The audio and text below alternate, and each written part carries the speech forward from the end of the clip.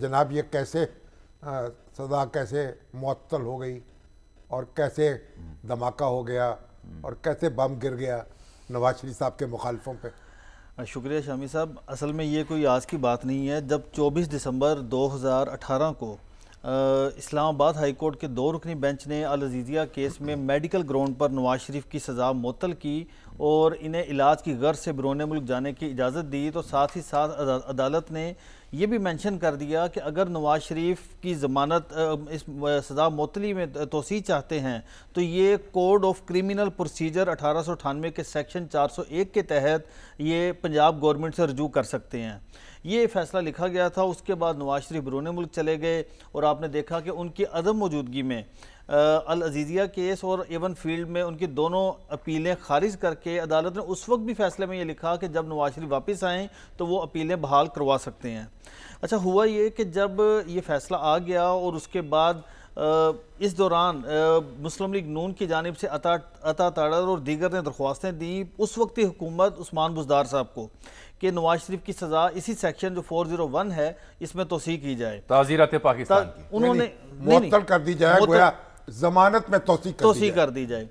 उन्होंने बगैर सुने और बगैर नवाज शरीफ की मेडिकल रिपोर्ट्स का जायज़ा लिए बगैर ये दरख्वास्त मुस्तरद कर दी थी। और कल फिर जो गुज़श्ता रोज़ आज़म नज़ीर ताड़र अमजद परवेज़ एडवोकेट की जानिब से नवाज शरीफ की के हवाले से ये दरख्वास्त निगरान पंजाब हुकूमत को जमा करवाई गई और चूँकि दोनों माहिर कानून इस्लामाबाद में मौजूद थे और हुआ ये कि फिर वीडियो लिंक के ज़रिए इस केस की समाअत की गई काबीना के यहाँ एक तरफ पूरी काबीना, चीफ सेक्रेटरी पंजाब और दीगर जो मेम्बरान थे वो मौजूद थे वीडियो लिंक पर, दूसरी जानिब आज़म नज़ीर ताड़र और अमजद परवेज़ एडवोकेट मौजूद थे। बुनियादी नुक्ता उन्होंने अल अजीज़िया केस में ये उठाया कि चूँकि ये इस्लामाबाद हाई कोर्ट का फ़ैसला है और इस फैसले के मुताबिक जब हमने उस्मान बुज़दार की हुकूमत को दरख्वास्त दी थी तो उन्होंने सियासी बुनियादों पर इस हवाले से मेरिट पर फैसला नहीं किया, बगैर सुने ये फैसला कर दिया है और दरख्वास्त हमारी मुस्तरद कर दी थी। हालांकि ये नवाज शरीफ का कानूनी हक है, उन्होंने किसी किस्म की कोई अदालती हुक्म की खिलाफ वर्जी नहीं की, बल्कि उन्होंने साथ ही साथ ये भी लिखा कि जब 2019 से नवाज शरीफ बैरून मुल्क में मौजूद हैं उस दिन से लेकर 6 अक्टूबर 2023 तक 12 medical reports Lahore high court में जमा करवाई गई जिसके तमाम सबूत भी मौजूद हैं और इसी बुनियाद पर नवाज शरीफ की सज़ा को मुअत्तल किया जाए।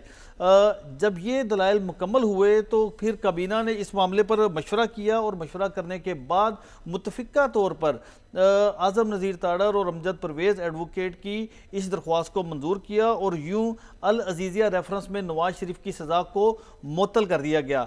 दिलचस्प बात जामी साहब मैं इसमें ऐड कर दूं कि उस वक्त की हुकूमत, उस्मान बुज़दार की हुकूमत, इमरान खान की हुकूमत, उन्होंने किसी जगह भी नवाज शरीफ को जो रिलीफ मिला था लाहौर हाई कोर्ट से, जो उनका नाम ECL से निकाला गया, किसी जगह उसको चैलेंज नहीं किया। और फिर इस्लामाबाद हाई कोर्ट ने जो ये फैसला दिया था कि पंजाब हुकूमत तोसी कर सकती है इस सेक्शन के तहत, इस फैसले को भी उन्होंने किसी जगह पर चैलेंज नहीं किया, जिस बुनियाद पर इस्लामाबाद हाई कोर्ट का जो फैसला है सर इनसे जो PTI के दौरे हुकूमत में जिस तरह से उन्होंने परसू नहीं किया, ये कहना जो चाह रहे हैं इस मुद्दे पे हम ऑन रिकॉर्ड इशफाक साहब के साथ एक तफसीली देख चुका हूं, आपका कर चुके हैं और उस पर PTI के दोस्तों के उस वक्त के जो वज़रा थे उनके टेलीफोन भी है और उन्होंने कहा कि हाँ इस नुक्ते पे उस तरह मोहम्मद दरामद नहीं कर सके।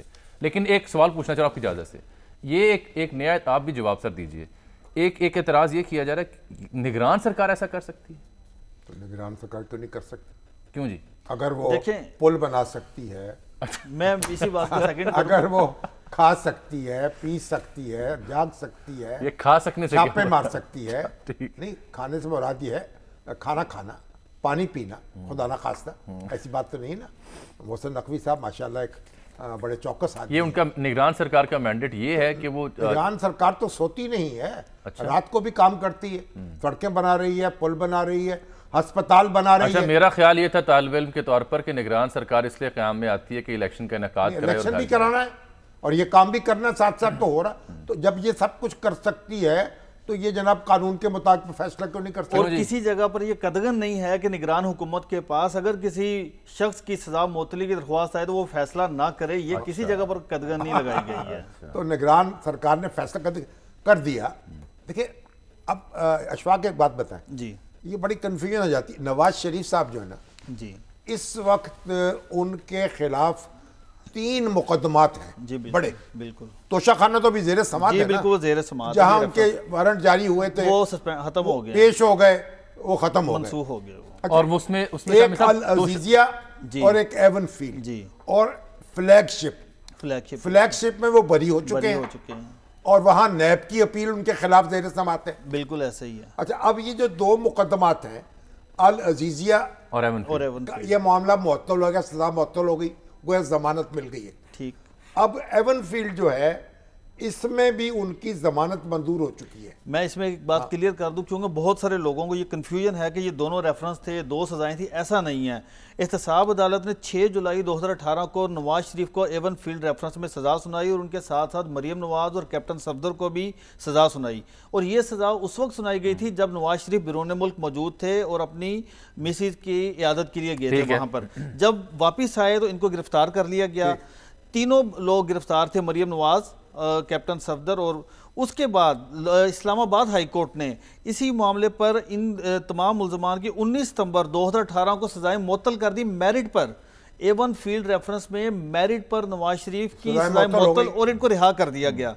उसके बाद दूसरा केस चला, वो था अल अजीजिया रेफरेंस में, उसकी समाअत होती रही और फिर उस हवाले से 24 दिसंबर 2018 को अल अजीजिया रेफरेंस में सज़ा सुनाई गई। जब उसमें सज़ा सुनाई गई तो उसके बाद नवाज शरीफ को जेल मुंतकिल किया गया। और ये भी शामी साहब बड़ी दिलचस्प बात है, ये कहा जाता रहा है कि नवाज शरीफ ने कभी जेल नहीं काटी, जेल में इतना अरसा रही नहीं, 2 साल का अरसा उन्होंने भुगताया नहीं तकरीबन। और जेल में रहे, कोट लखपत जेल में रहे, अडयाला जेल में रहे, और फिर उनकी जब सेहत खराब हुई तो फिर इस्लामाबाद हाई कोर्ट को मेडिकल ग्राउंड पर दरख्वास्त दी गई और ये कहा गया कि नवाज शरीफ इलाज की गर्ज से बिरून मुल्क जाना चाहते हैं, इनकी सजा मुअत्तल की जाए। तो उस वक्त के चीफ जस्टिस अतर मिनिल्ला और उनके साथ जो दूसरे मोअज़्ज़िज़ जज थे, उन्होंने 2 रुकनी बेंच ने ये दरख्वास्त मंजूर की और मेडिकल ग्राउंड पर नवाज शरीफ की सज़ा मुअत्तल करके इन्हें साथ ही साथ पंजाब हुकूमत को यह हदायत जारी कर दी कि अगर नवाज शरीफ ज़मानत में तोसी चाहते हैं तो वो 401 सेक्शन के तहत आपसे रुजू कर सकते हैं। अब ये फैसला हो चुका था। और फ्लैगशिप रेफरेंस, उसमें नवाज शरीफ बरी हैं, उसमें इस्लामाबाद हाई कोर्ट में नैब ने अपील दायर कर रखी है, उस बरीयत को चैलेंज किया हुआ है। तो गोया सिर्फ एक केस था अल अजीजिया में जिसमें नवाज शरीफ की गिरफ्तारी हो सकती थी, इम्कान था। हाँ जी, लेकिन अब वो मुअत्तल हो चुकी है और कानूनी तौर पर मुअत्तल हुई है।